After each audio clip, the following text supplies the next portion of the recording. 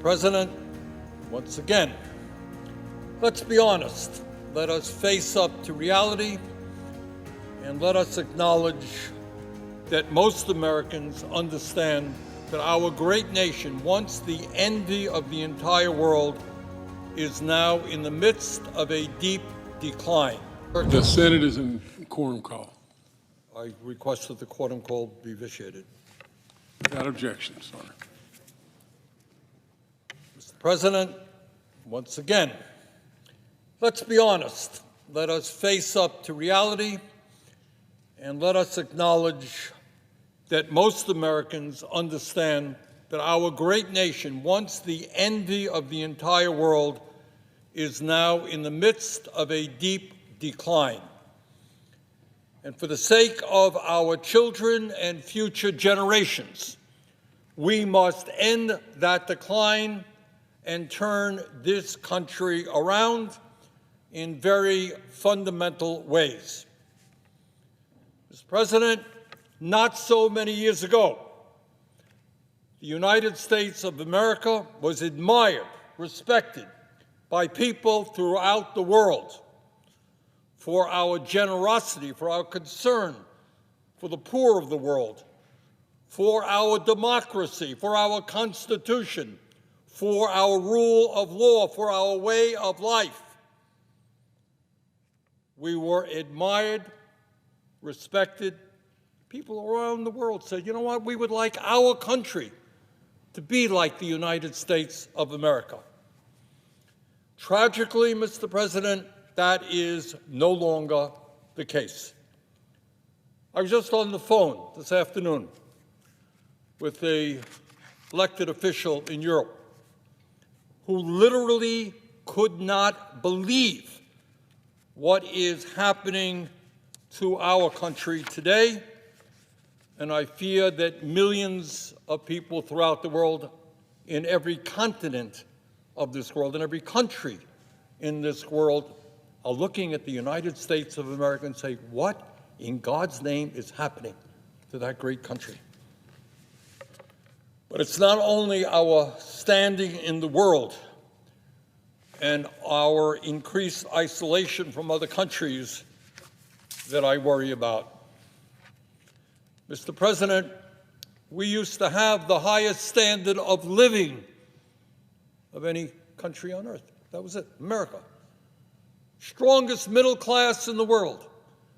We used to be a country where the American dream said that our young people will do better than their parents. My dad came to this country at the age of 17, having dropped out of school at the age of 14 from Poland, with the dream that his sons would do better than they did. My mom graduated high school with the dream that maybe her sons would have a college education. That was the dream of millions of people. We work hard so that our kids would do better. The reality today, according to a number of studies, is that everything equal, unless we turn around, our younger generation will have a lower standard of living than their parents. They will own their own home at a much older age than their parents. And when we talk about America being in a state of decline and the need to bring about fundamental transformation of this country, understand that 2/3 of the American people, according to a New York Times poll the other day, 2/3 of the American people now believe that a middle-class lifestyle is out of reach. We used to be a country of the middle class. And now 2/3 of the American people say, no, the American middle-class lifestyle is out of my reach. Mr. President, we used to be the best educated country on earth, best public school systems on earth. Not the case anymore. We used to have the best health care system of any country on earth. Not anymore. We used to provide good, affordable housing for our people. Not anymore. We used to have the most advanced transportation system in the world. Not anymore. Just take a look about how the city of Washington dealing with the current snowstorm. In many respects, our great nation is falling further and further behind other countries, and we must not allow that to continue.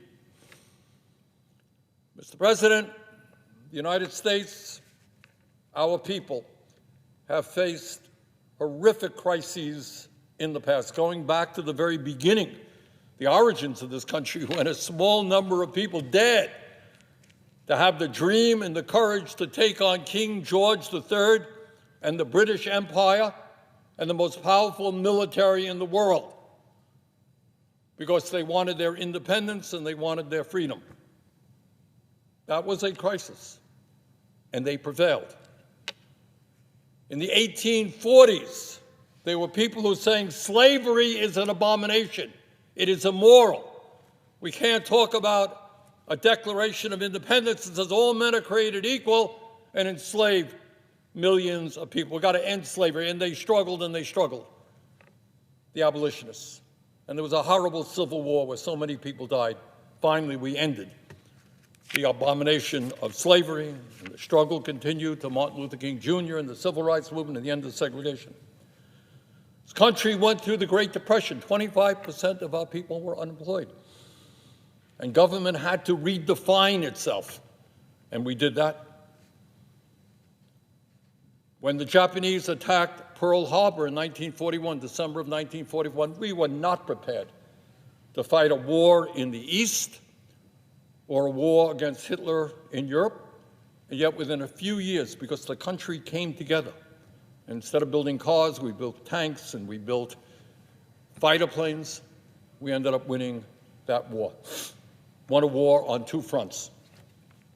Bottom line, in all of these crises and others, the nation came together and prevailed. We did it then, and I have little doubt, if we do not allow people to divide us up by where we were born or the color of our skin, we can once again overcome the crisis that we are in right now, which in my view is the most serious crisis in the modern history of our country. And let me just say a few words about what is happening in Minneapolis right now as I speak. Let me be very clear. America is not about and must never be about a domestic military force called ICE, which, as we speak at this moment, is occupying a military occupation of one of our great American cities, Minneapolis, and is terrorizing the occupants in that city.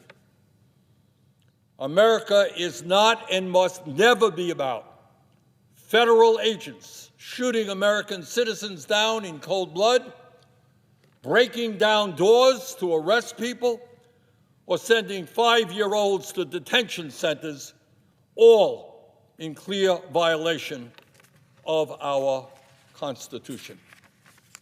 That is what takes place in dictatorships, in authoritarian societies, where there is not a rule of law. It does not and it must not be allowed to take place in the United States or any democracy on earth. So let me be very clear. ICE must get out of Minnesota now. ICE must get out of Maine now. ICE must stop terrorizing the American people. Not another penny should be given to ICE or Customs and Border Patrol unless there are fundamental reforms in how those agencies function and until there is new leadership at the Department of Homeland Security and among those who run our immigration policy. To be clear, Kristi Noem and Stephen Miller must go. But Trump's movement toward authoritarianism is not just about the use of his domestic army against the American people. It is about his attack against Venezuela in direct violation of the Constitution and international law, where he not only lacked congressional authorization, but where no one in Congress had any knowledge about what was taking place. Trump's authoritarianism is about disrupting the 100-plus year alliances we have had with our allies in Europe, and insanely threatening to seize Greenland from our longtime ally, Denmark. Does anyone in their right mind believe that the United States of America should threaten violence against our longtime allies? Trump's authoritarianism is about attacking Europe every day, one attack or another, because it is a continent of democratic countries, all very different, but they are democratic countries which actually elect their leaders. And apparently, increasingly, Europe and these countries will not simply do Trump's bidding, will now come to him with all kinds of gifts, while at the same time as he attacks Europe every day, demeans Europe, insults Europe, he is busy cozying up to his autocratic friends in Saudi Arabia, who have helped line his pockets with billions of dollars from cryptocurrency and real estate deals. Not a problem that the head of Saudi Arabia is a murderer who our intelligence agency believed was responsible for the death of Washington Post correspondent Jamal Khashoggi. He is our ally. He's got a lot of money, trillionaire family, wealthiest family on earth, could do Trump family a lot of good. Not a problem that one of our allies is Benjamin Netanyahu, who has engaged in atrocities against the people of Gaza and is now under indictment by the International Criminal Court as a war criminal. Good ally. Those are the kind of guys we want, war criminals, trillionaires who put dissenters in jail. Saudi Arabia, a dictatorship. Trump's authoritarianism is about his repeated threats to make Canada, I live 50 miles away from the Canadian border, Canada one of our closest and most dependable allies, the 51st state. I mean, just think for a minute.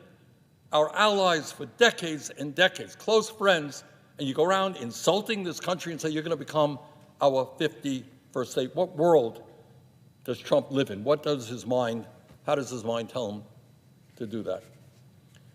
Let's be clear.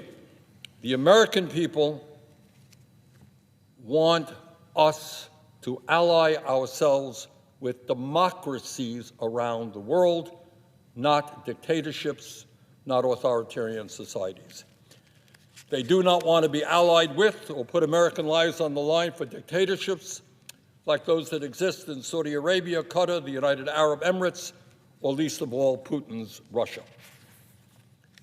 Mr. President, everyone in this chamber, including my Republican colleagues, understands that when Trump usurps the power of Congress, when he attacks the courts, when he threatens and intimidates the media and universities, and perhaps most significantly, when he brings criminal charges against his political opponents, be they liberal Democrats or conservative Republicans, that this man is a danger to everything this country stands for. My Republican colleagues know this, and the time is long overdue for them to begin speaking out against Trump's dangerous movement toward authoritarianism. We can disagree on the issues. We do disagree on the issues. But we should and must agree that this country not move toward an authoritarian society with more and more power in the hands of the President of the United States. And in that regard, let me applaud Chris Madell, who was a leading Republican candidate for governor in Minnesota, and who recently ended his campaign because he could not defend the National Republican Party in the face of what was happening in his own state of Minnesota. When Mr. Madel said, and I quote, "United States citizens, particularly those of color, live in fear. United States citizens are carrying papers to prove their citizenship. That's wrong. Driving while Hispanic is not a crime. Neither is driving while Asian," end of quote. Mr. Madel is right, and more Republicans need to speak out if they care about protecting the values this nation was founded upon. And when we talk about authoritarianism, we must also talk about the big lie, the lies that are told over and over again. Black is white, white is black, the constant barrage of lies that come from the White House. We can disagree on the issues, but you cannot have a democracy when the President of the United States lies profoundly every single day. No, Mr. President, Renee Good was not a domestic terrorist. She was the mother of 3 sitting in her car when she was shot.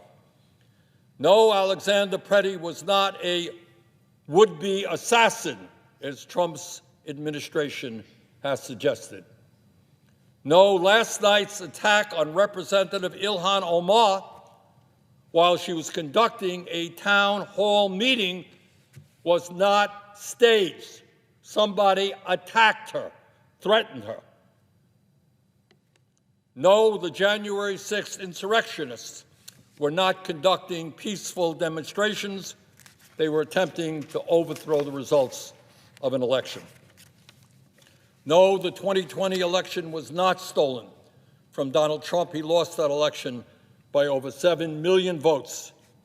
And yet today, as we speak, right now, Trump's FBI has raided an election office in Georgia to seize their ballots. And this is, by the way, after the Attorney General of the United States demanded that Minnesota hand over its voter rolls as a pretext for ICE stopping its assault on that state. Mr. President, President Trump's unacceptable actions are raising the question in the hearts of millions of Americans of whether or not there will be free and fair elections in 2026 and 2028. But, Mr. President, it's not just Trump's authoritarianism that concerns me and millions of Americans very deeply. I worry very much about the growing economic and political power of the oligarchs in this country, the multi-billionaires who are side by side with Trump, who are front row when he got inaugurated. I think all of us will remember Mr. Musk there, Mr. Zuckerberg, Mr. Bezos, some 14 other billionaires sitting there when he was inaugurated. Today, in America, we have more income and wealth inequality than we have ever had in the history of our nation. Unbelievably, Elon Musk, the wealthiest man alive, now owns more wealth than the bottom 53% of American households. One man now owns more wealth, some 700 billion plus, more wealth than the bottom 53% of American households. Top 1% now owns more wealth than the bottom 93%. CEOs of large profitable corporations now earn 350 times what their average worker makes. Meanwhile, in America today, while the very rich become obscenely richer, 60% of Americans are living paycheck to paycheck, unable to afford the skyrocketing cost of housing, health care, education, childcare, groceries, electricity, or other basic necessities. Very rich becoming phenomenally richer, tens of millions of Americans struggling to pay for their basic needs. And let us understand, Mr. President, that the oligarchs, the multi-billionaires, do not simply put their money under their mattresses. Not only do they want to own and control our economy, they are determined to own and control our corrupt political system as well. As we all know, Mr. Musk spent at least $290 million to elect Trump. You think you're living in a democracy when one guy could spend $290 million to elect his buddy to be president? The 100 richest people in our country spent $2.6 billion on the 2024 election. 100 people. Yeah, you, average American, you get the right to vote. But billionaires can spend hundreds of millions of dollars in super PACs that defeat the candidates who stand up for the working class and elect those people who stand with the oligarchs. And that number, the amount of money being spent in these super PACs by the oligarchs is growing and growing every day. And I should point out that it is not just the Republican Party, it is Democratic billionaires as well. This is a bipartisan effort on the part of the billionaire class.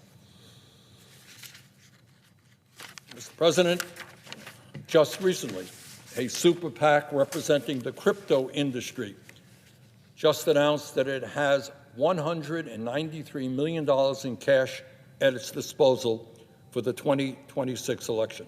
In other words, you got concerns about crypto? Well, you're going to have to face a barrage of 30-second ads from extraordinarily wealthy people. Big tech oligarchs in Silicon Valley have already pledged to spend at least $200 million on a super PAC sympathetic to the AI, artificial intelligence industry, an industry that threatens to displace tens of millions of American workers. You worried about AI? You worried about robotics? You worried about the fact that tens of millions of jobs are going to be lost during the next decade? You're concerned about it? You want to have some regulations? Well, guess what? These guys got hundreds of millions of dollars to spend in a campaign against you. Now, that may sound like democracy to somebody. It does not sound like democracy to me. It sounds like a very corrupt system owned by the very wealthiest people in the world. And that is why, if we're going to come out of our decline, we're going to turn this country around, probably there is nothing more important that we can do than end the disastrous Citizens United Supreme Court decision, abolish super PACs, and move to the public funding of elections. Somebody wants to run against me, they disagree with my ideas, fine, go for it. But we should not have a system where candidates are backed by billionaires who can outspend heavily those candidates who are standing up for working people. That is not democracy, that is oligarchy. In a democracy, elections must be about one person, one vote, not billionaires buying politicians. But, Mr. President, that's not all. When we look at what is going on in America, and it's important that we do that, take a look at our broken health care system. We are spending twice as much per capita on health care as the people of any other nation, and yet we are the only major country on earth not to guarantee health care to all. We've got 85 million Americans who are uninsured or underinsured, and over 60,000 people die each year because they can't afford to see a doctor on time. You want to turn around America? You want to end our decline? We're the richest country on earth. We spend more on health care per person than any other country. Let us have the best health care system in the world, guaranteeing health care to every man, woman, and child. That's what we should be doing. And that is why we should pass a Medicare for all single-payer system. And when we talk about America being in decline, we're talking about the skyrocketing price of housing and the fact that tens of millions of Americans cannot afford to buy a home. We're seeing young people right now living with their parents because they can't even afford an apartment of their own, married couples who will buy their own home at a much older age than their parents. Today, we have 800,000 Americans who are homeless, 800,000, including people a few blocks from the United States Capitol, and 20 million households are now spending over half of their limited incomes on housing. Let us reverse this decline. Instead of giving tax breaks to billionaires, let's build the low-income and affordable housing this country desperately needs. In the wealthiest country on earth, it is not a radical proposition to say that every American should be able to live in decent, affordable housing. When we talk about America being in decline, we're talking about the crisis in our education system. Several decades ago, the United States was the best educated country on earth. The United States used to lead the world in the percentage of adults with a college degree. We were number one. Today, we are in 11th place, behind countries like Japan, South Korea, Australia, the UK, and Canada. Today, the United States ranks 28th out of 37 developed countries in math, 12th in science, and 6th in reading. This is the United States of America, the richest country on earth. Our kids should be leading the world in science, in reading, in math, not being in 28th place. And if we're going to come out of our decline and successfully compete in a global economy, we need the best educated workforce in the world, which means we need to revamp our educational system from childcare to graduate school. Believe it or not, people don't know this, 70 years ago, major public universities, City of New York, California, great universities, were tuition-free. Maybe instead of spending $1 trillion a year on the military, we make sure that every kid in this country has the opportunity to get a higher education because we make our public colleges and universities tuition-free. In New York City, in New Mexico now, there are significant movements toward making childcare free and universal, and that is a lesson all of us have got to learn right here in the Congress. That should be our goal. Mr. President, when we talk about America being in decline, we're talking about the fact that we have a retirement crisis in our country today. In America, right now, over 20% of seniors are trying to survive on an income of less than $15,000 a year. Got it? 20% of seniors are trying to survive on $15,000 or less.